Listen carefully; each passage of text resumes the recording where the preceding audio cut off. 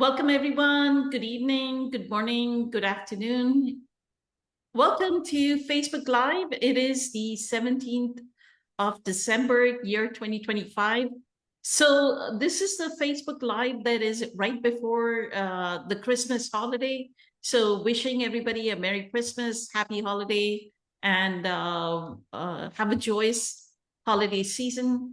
Let me kind of introduce our panel today. We have Lakshmi here. Good evening, Lakshmi. Lakshmi is one of our session leaders for our workshops. She leads the workshop in mantra chanting. She hosts a meditation group on Tuesdays on mantra chanting, as well as hosts a talk one Sunday a month.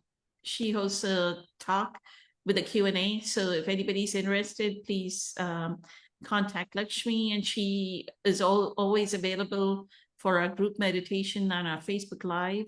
So welcome, Lakshmi. Honored to have you here. Thank you so much. And then our other guest is Patricia, who's part of our core group of meditators. Good evening, Patricia. So the question I had is actually from, I don't know if you'll remember, Lakshmi, you may have dropped off, but towards the end, Wyatt said this comment. He said, they all say be the watcher of the thoughts, correct? But as you watch your thoughts, emotions arise, and it's not like it's just emotions, but the emotions that arise are highly negative. And those may be more harmful than watching our thoughts. So do you have any commentary on that? So he thinks that watching the thoughts might be much more harmful than whatever has happened to him. No, the reverse, that watching the thoughts, the emotions are more harmful than watching the thoughts. So I'm watching my thoughts and the emotions arise, but the emotions that arise are highly negative. Yeah, right? You just need to honor those emotions also, right? Even though they are negative, tears arise. If you have gone through a lot of trauma, tears will come because of the tears are part of the emotions, and that the pain body is nothing but all the unhealed emotions in you. And how do you heal all the emotions if not, otherwise they just stay in you. So once you're the watcher, emotions arise. Yes, those emotions are negative and you have to feel them and completely acknowledge them. Otherwise, you are just pushing them under the rug, and then the pain body becomes bigger and bigger, and same situations will keep on repeating. The lessons will keep on happening until you address that pain. So yes, I have used this be the watcher recently many times, and I feel that the pain kind of shrinks most of the time whenever I become the watcher, no matter what pain it is. So I feel that yes, if you are the watcher, emotions arise, let them arise. um, feel whatever you need to feel, because if you don't, then the pain body is going to grow bigger and bigger, and the healing will not happen.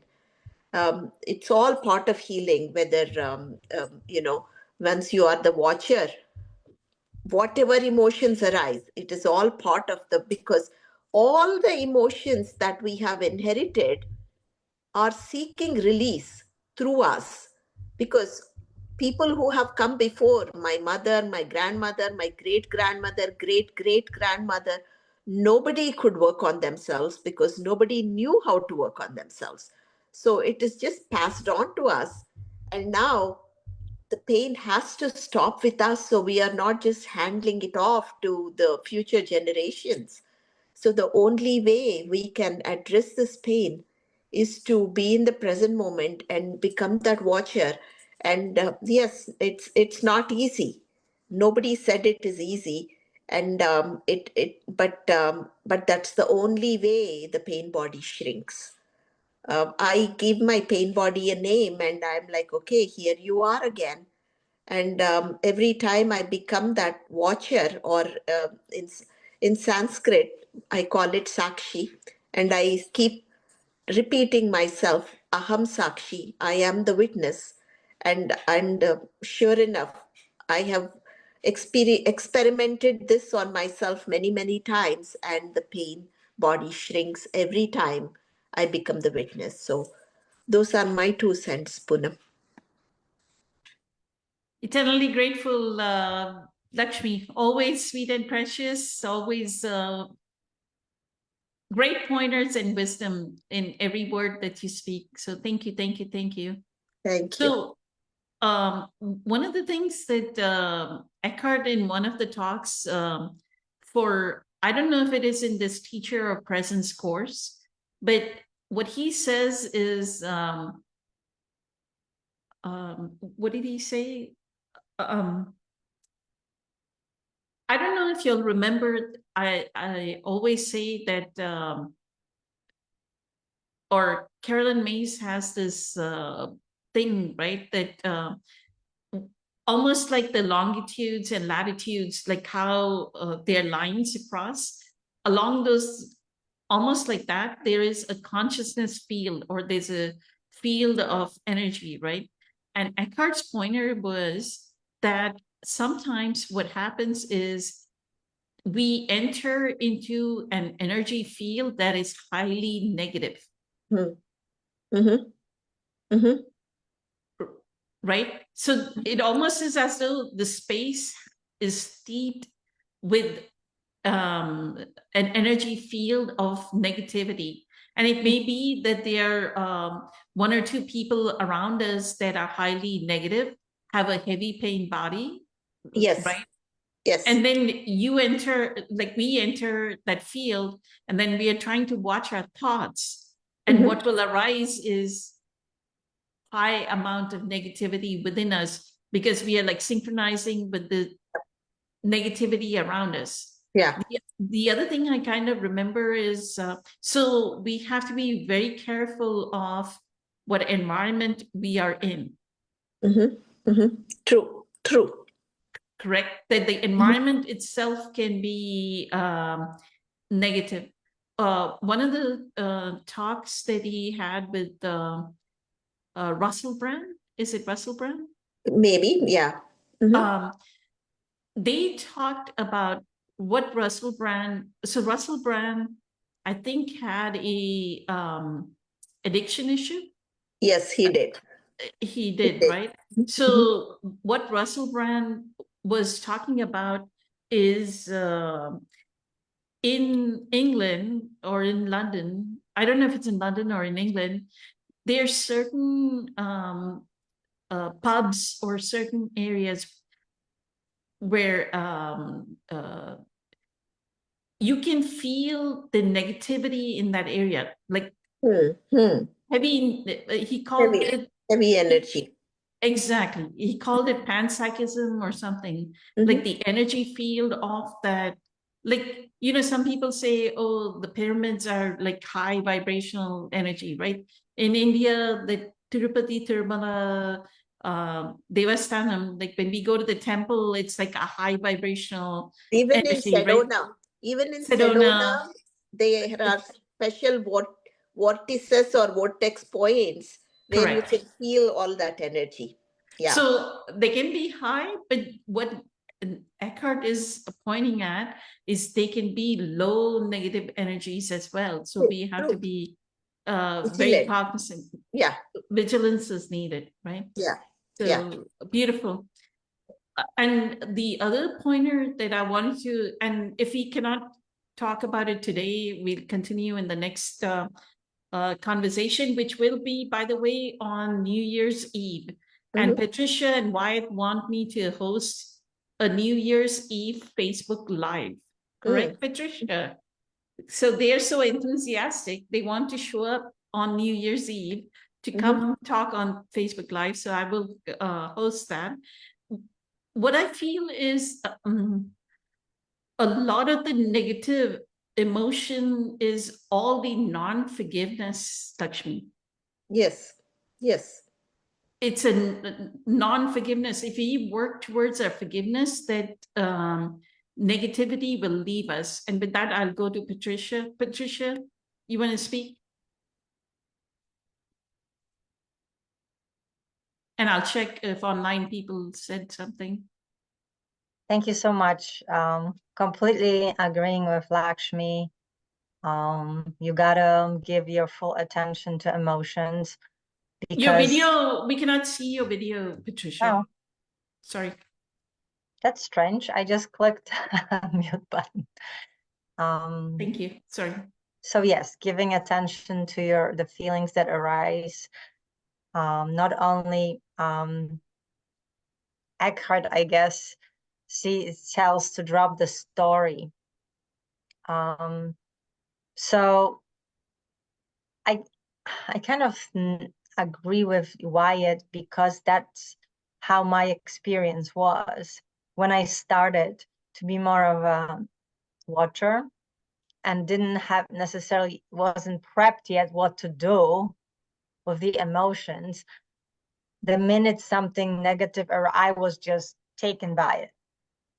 It's like I would just, instead of just staying neutral and be a field, like Eckhart says, be that consciousness and spaciousness around whatever is happening, the feelings or the event, I would just be taken by it, start crying or picking up the fight. So it almost like the pain body was arising, and I would be consumed by it.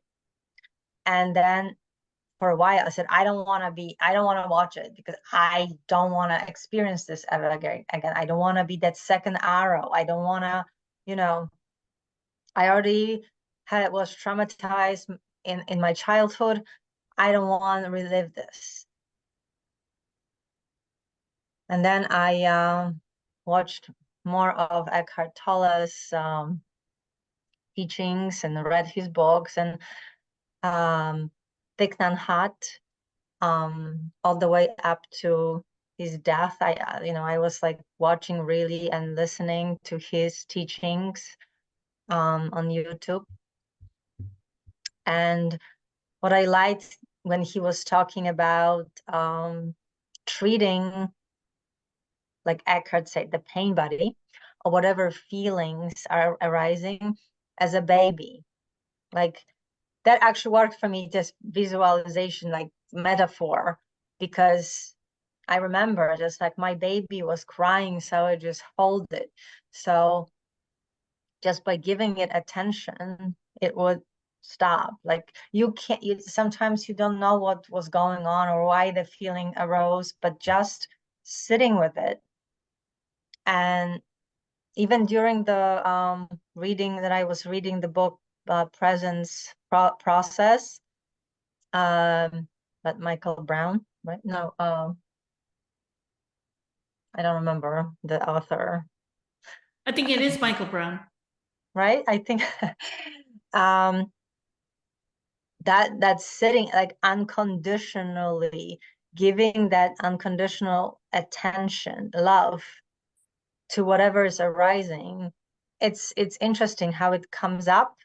For a minute it's uncomfortable, but if you separate yourself from it and just like give that stillness and the patience and just observing it, it takes the power away to harm you. So maybe that's what, the harmfulness, like Lakshmi said, just by sitting with it, putting the light of consciousness on it, that's what Eckhart says, just dissolves it, because it's an illusion. It's ego's illusion. And but yeah, you got to honor it in a sense that it's coming up, it's want to tell me something. There's a pain body waking up, the thoughts, and we know from Dr. Joe Dispenza that we keep in our bodies the chemicals, right? So if the thought is a trigger to produce those chemicals, so then we honestly have the chemical reactions, which feelings are that chemicals that are being produced. So just understanding that, it's like, okay, now I can switch different thoughts. Eckhart Tolle say to just stay negative, stay neutral. Just whatever events, whatever thoughts come, don't attach the story to it and let it go. Dr. Joe Dispenza says you have this kind of thoughts and this kind of thoughts. So choose consciously what kind of thoughts you would like to feel. Recognize the other ones, get familiar with them, and then choose what kind of thoughts you do want to think, because these other thoughts will make the different chemicals being produced in our body. So we'll get the feelings of joy, right? Of just positivity, gratitude, bliss, instead of anger and frustration and jealousy. So it's all connected. And I also like the way Rupert Spira described it, that question, the approach to observing your thoughts or feeling the feelings, when he said on whose behalf you thinking the thoughts, or whose behalf you feeling it.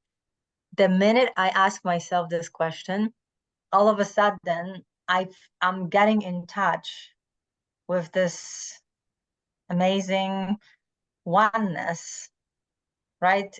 And then it almost takes attention from that negative feeling or thought, and it just, honestly, it disappears. It's almost, I'm sometimes laughing, like, and but like you said, we sometimes even pick up, we get to those packets of negative energy, and I feel it. I'm like, I'm so positive. I did the meditation in the morning, going to work, traffic is going well, I'm just so happy. And I'm walking into, like, through the parking lot or something, and I almost like, why is this, where is this coming from? So yes, there's certain energies that just there. And I did hear about certain spots, like especially bars, when there's a lot of troubled people with bringing their egos and pain bodies, and it's just so such accumulation of it. And just said, don't go there. Like, protect yourself. Just choose not to go there, not to get affected by it. So yes, and I even, a long time ago when I was young, I made this observation, which I was talking to my friend. I was like, you go to some friends' houses, apartments that was in the city, and the minute you walk in, you just feel like home. You can stay there with, hang out. The time passes. It's so nice that you even lose track of time. You don't want to leave. And there are apartments that you go for the first time, and you just like getting nervous, and you just want to leave. Like, I felt like I have to go. Like, I did not want to stay there. And I didn't understand this. Like, what is going on here? This is one and the other. I'm going there for the first time in my life. I don't have anything attached to it, but I'm feeling one being so welcoming and loving, and the other not. And just because, we've had a lot of, when I was 18 in Poland, there was a tradition to just, when you have 18th birthday, you just go to apartments because we live all in apartment buildings, to celebrate. We didn't go to restaurants, to like party places, because it was socialistic Poland. So restaurants were just very expensive. People didn't go out to eat. Everybody cooked, and the parties and even weddings, they're making in their little apartments. You have like 40 people and the wedding in 2-bedroom apartments. It was hilarious, but people made the best of it. So I went to a lot of friends' apartments for 18th birthday. It was just the thing when everybody became fully adults with their IDs and ability to drink and drive. That's basically the age to do anything in Poland. So yes, I experienced those energies even then, which I had no idea about spirituality much then, but the energies were there. So that's my Beautiful. little I anecdote. just want to add a little bit here. There used to be a saint in India called Meher Baba, and most of the time he gave silent sermons. And he once said, people come to him with all kinds of energies. People, he described all kinds of energies, but he said all of them, they come and they want him to pull into their mind net. And here he says, I am here, you are there. He says, I pull them into my peace, um, instead of going into their mind net, because everybody comes with their net and they are trying to pull you into their net.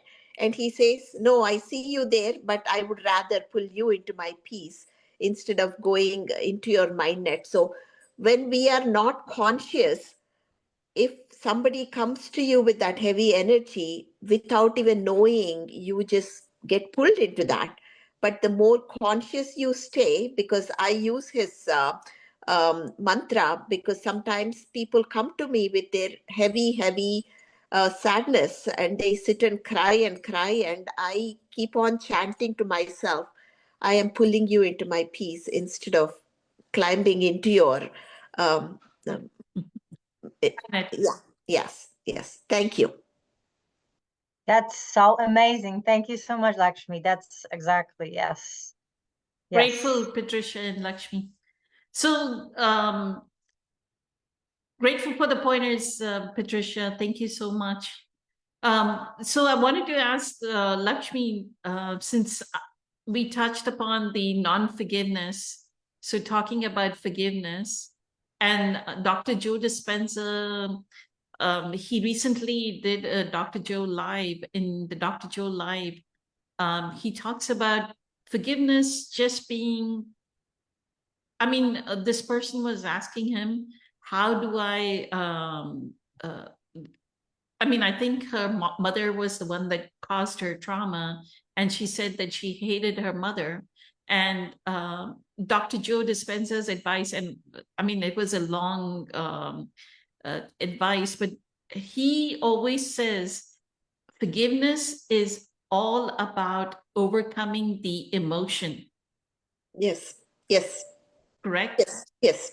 And since we are talking about the negative emotion, all we need to do is overcome the emotion. So if you want to speak to that, and I'll check if anybody responded online. Yeah. So let me see. Yeah. So in my own case, I recognize that it is my inability to forgive that is causing me so much pain, whether it is physical pain or suffering as a result of that forgiveness. So unforgiving attitude that I carried for so many years, because I didn't know any better. Nobody told me that this is not what you should be doing. And maybe I was not open to be receiving to their message.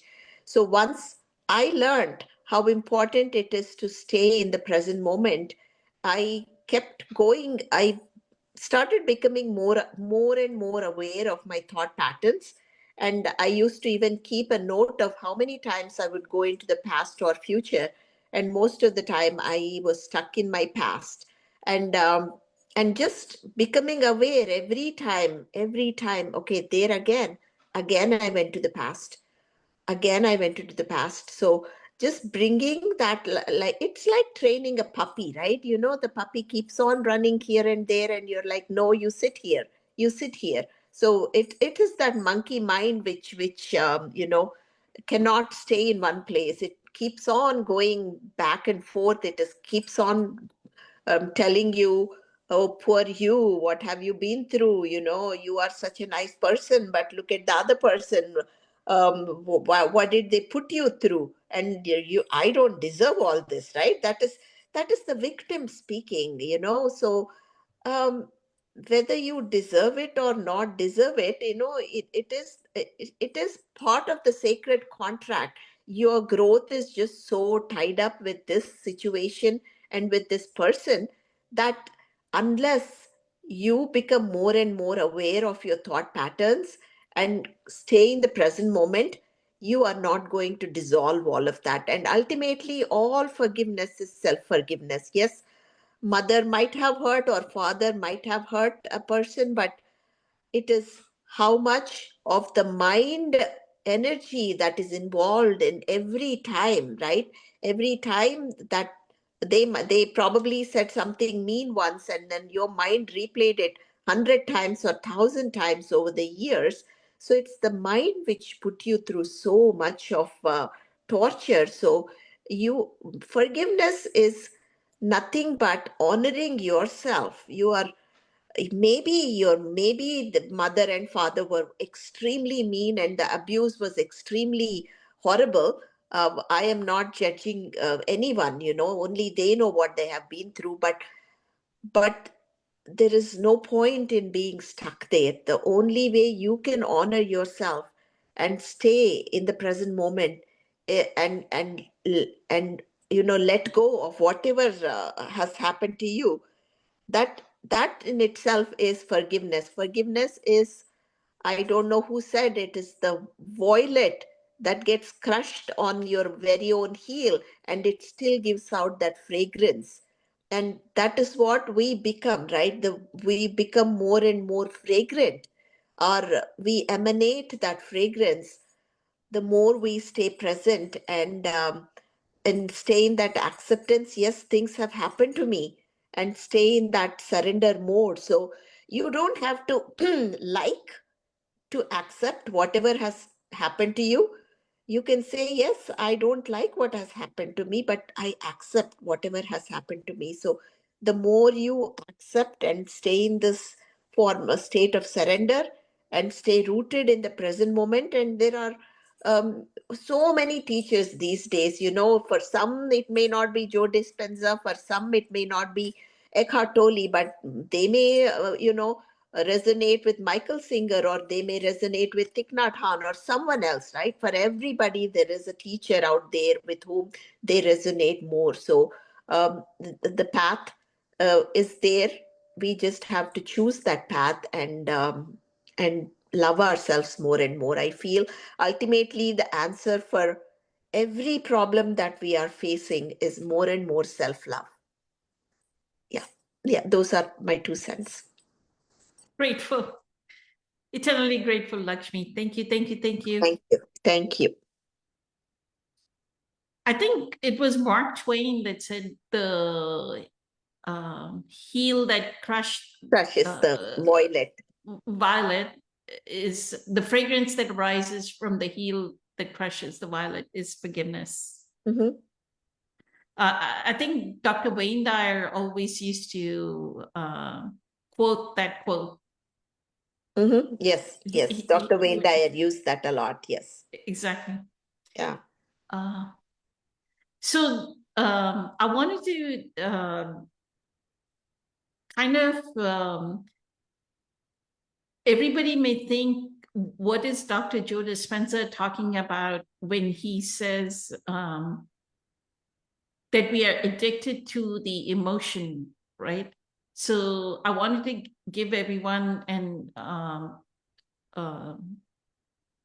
or my interpretation of how are we addicted to the emotion is, like in this case that this questioner was asking, she was asking about her mother and saying her mother, she had hatred for her mother. Mm-hmm. So the emotion I feel that we are addicted to is, okay, let's say the mother had verbal abuse or physical abuse, correct? And then you started to develop certain kind of resentment towards it.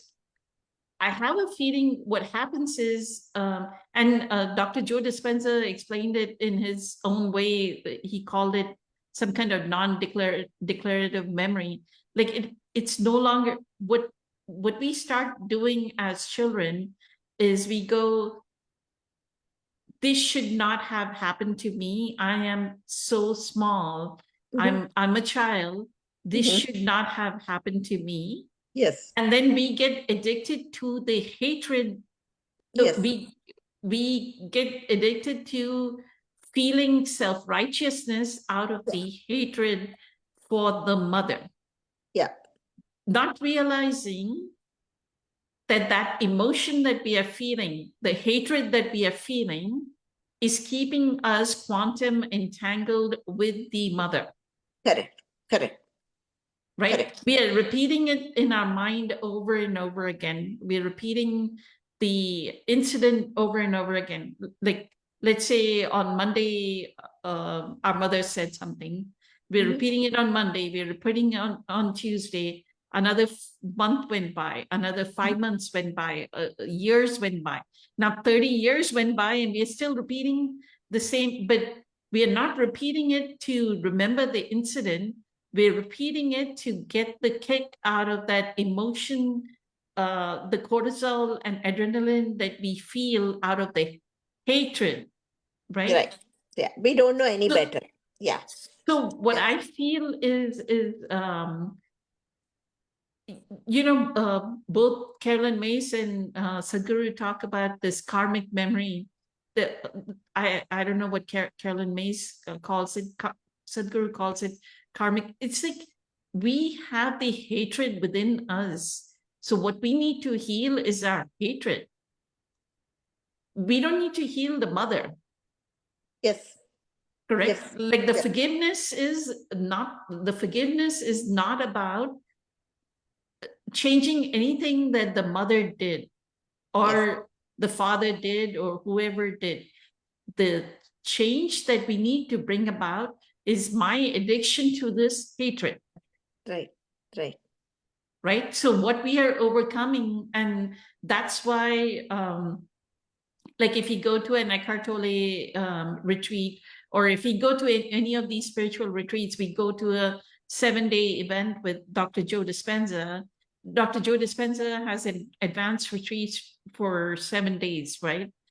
So you're continuously in the present moment, like Lakshmi has said, and Patricia has said over and over again.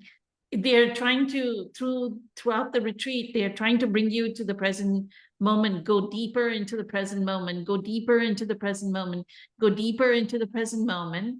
And suddenly we realize that there is another emotion other than this hatred. Yes.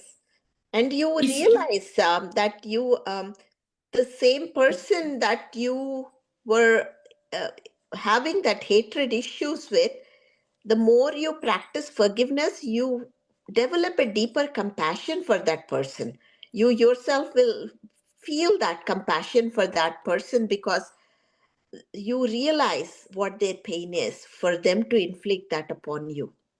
Correct. So what happens is while we are on the retreat, throughout the meditation, being in the present moment, being in the present moment, little bit of the pain body releases, some more of the pain body releases, some more of the pain, and suddenly this person may, like the heart, like I remember the first time in one of the meditations or coherence healings, my heart, I could feel like it became like 6 or 7 times larger. Like a heart opens so much. I mean, just realize you're doing it with 2,000 people, right? There are 2,200 people around you. You're doing meditation day in, day out. And this is now day number 3. There's day number 4. Your heart will open up at some point in time. And I think once the heart opens up, that connection that we had with that hatred, right?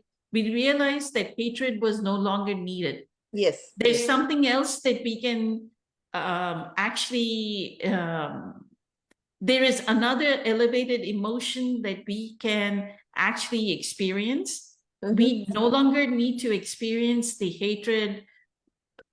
It could be hatred, it could be guilt, it could be shame, it could be blame, it could be different kinds of emotions, right? So I'm just using hatred for this example that Dr. Joe Dispenza, this questioner asked Dr. Joe Dispenza. By the way, the question was asked in October 2022. They played in December, in the first or second week of December, whenever they had Dr. Joe live. He actually did some a retrospective of his past Dr. Joe lives. So he picked a few questions and from his past Dr. Joe lives, and he talked about it. And so this one was one of them. So anybody wanting to watch it, it's from October 2022, Dr. Joe live. It's a beautiful answer. Dr. Joe explains this whole thing. So all we need to do is to actually have forgiveness, is knowing that we need to open our heart. And to open our heart, like you all have been saying, we need to be in the present moment, but we need some technique, like we need a meditation, or we need some way of that sustained attention so that we can rise above this hatred that we have, the quantum entanglement that we have, rise above it. And then once we rise above it, everything is fine. Like we can feel the divinity within us. Exactly. I know there's it may be titled Forgiveness.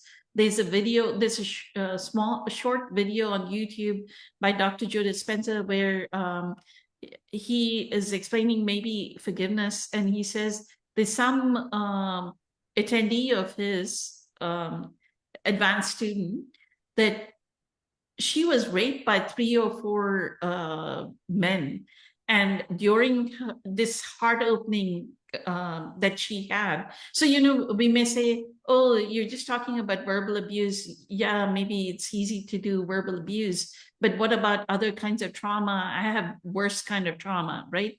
So he explains that this person, I think the question was about around how does our soul take the wisdom back, right? What happens when our soul leaves our body? So he says, when this person who was raped by 4 men, during her moment of one with the divine kind of moment, right, in one of the meditations, she says, the whisper from the divine was, I sent you 4 angels so that you could come to this moment. How beautiful it is that the divine is speaking to her, and the answer she got from the divine is, I sent you 4 angels so that you can have this moment, which is this moment of ecstasy. And she would never have gone into a Dr. Joe advanced retreat if she would not have had the trauma, right? So we have to realize all these experiences that we had led us to this moment so that we can actually, what Eckhart is saying, you can actually be one with the divine. The same thing Eckhart is saying, be in the present. The more you are in the present moment, the more you are one with the divine. Correct? Patricia, you want to say something about this? I spoke a lot. Thank you.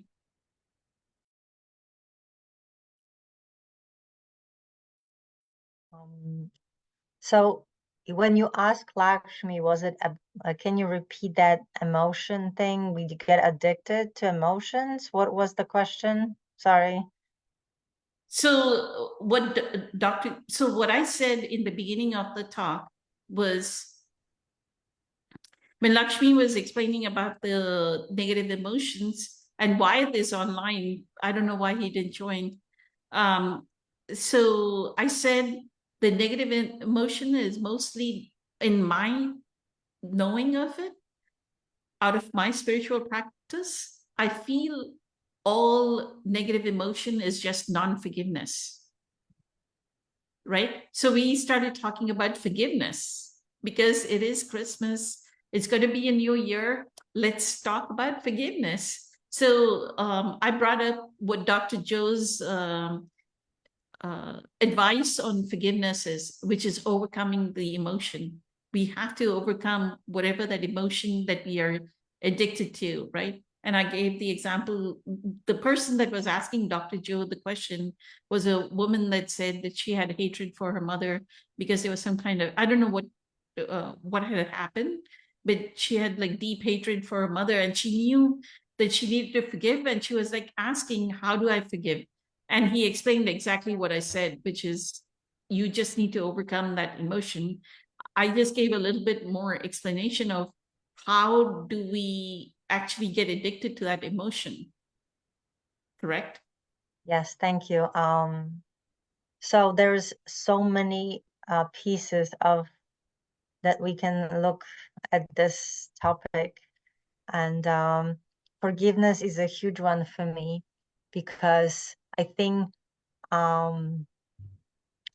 when April was talking about soul's contract, and then I was also listening to Carolyn Mays about how before we come to this life, we must have like souls meeting, our souls are meeting and deciding, okay, so for this next life, you know, I'm gonna be a father and I'm gonna be blah blah blah, and that's a lesson. And we kind of, and then we go through that river of Forgetfulness. Forget, like we completely forget about it, and then now we have to get through that lesson.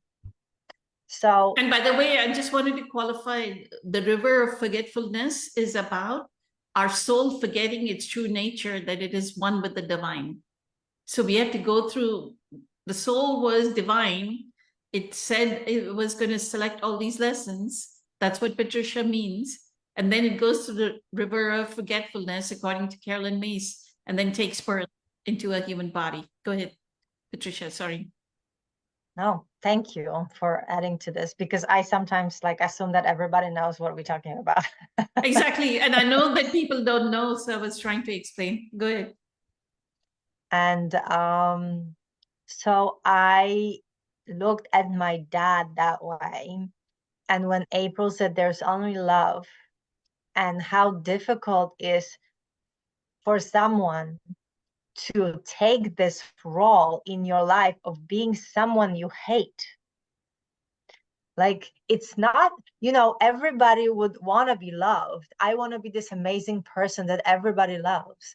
But I'm choosing in this lifetime to be a cruel person or a sick person, and that will hurt someone because I'm giving them opportunity for compassion, for forgiveness.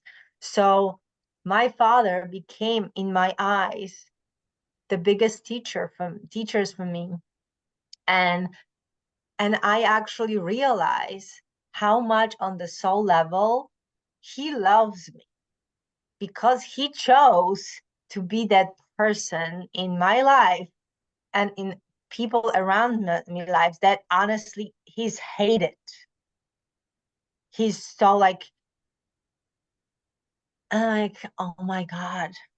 So from thinking that he doesn't give any thoughts, any love, he's selfish and cruel and controlling and narcissistic, like all these negative things, and just, it's like, why didn't I deserve to have a loving father that would take care of me instead of beat me, abuse me, like yell at me, like all this, like all these stuff. I had a very traumatic childhood daily.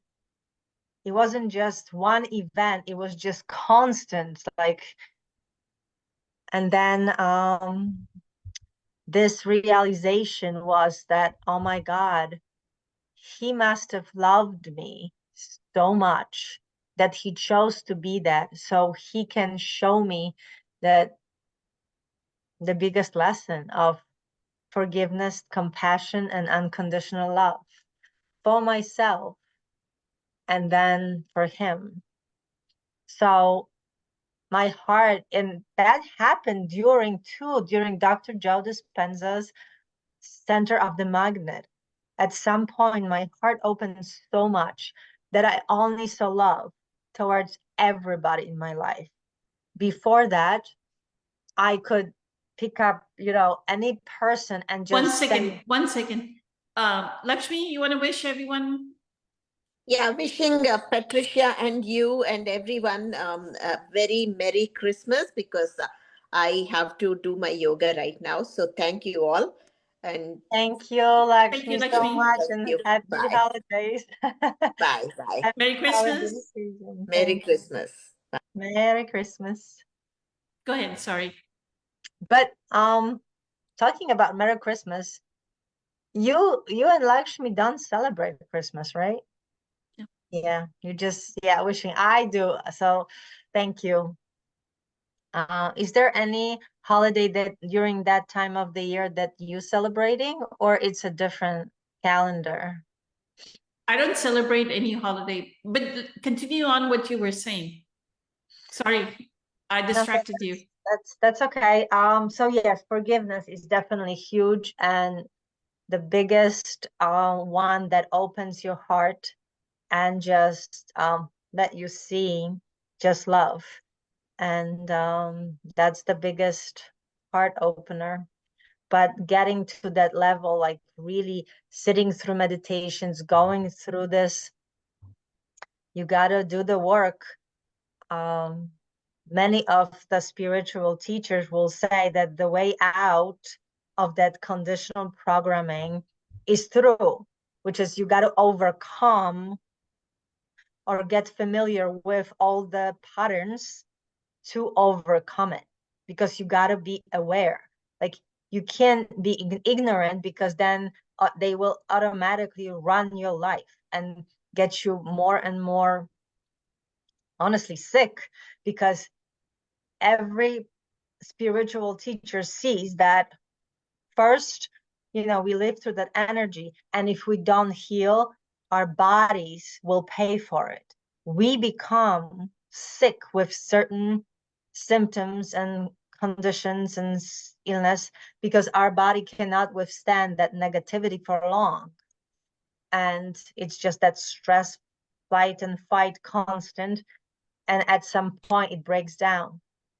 So love heals, and that unconditional love, actually, compassion, forgiveness. So that's how I see it. And Dr. Joe is amazing. Eckhart, I was just listening to the one you posted, one of his old talks, and he was so young. I used to watch that like every day. I love he just talks, laughs, and he's still, even though those recordings of those videos are 20, 30-year-old, you still feel that presence through them, because he created, I call them infinities. He, in that moment, was so present that he created an infinity, and it's always there for us to access. So it's amazing. Like, after he leaves this life, this planet, there will be so much of those moments left that we can access. That's the gifts. That's what Thich Nhat Hanh left behind. Wayne Dyer, all of them. We have that moments of pure love and just presence. So. And each of you brings that same divine presence. So infinite gratitude to both of you, Lakshmi and Patricia. And why, I don't know why he joined us online, but did not join us on Zoom. So we miss you, Wyatt. Hopefully you will join on the 31st. You're going to torture me with come host a Facebook Live on New Year's Eve. So I will do that. We will meet again on New Year's Eve. Let's close this session with that. Merry Christmas, Happy Holidays. Have a joyous Okay. holiday season, Yeah. everyone. Merry Thank you. Christmas to you, Patricia. Thank you Thank so you much. so much. Thank you for choosing your divinity over your humanity. Many blessings. Much Thank love to you. everyone. Bye. Good night. Good night.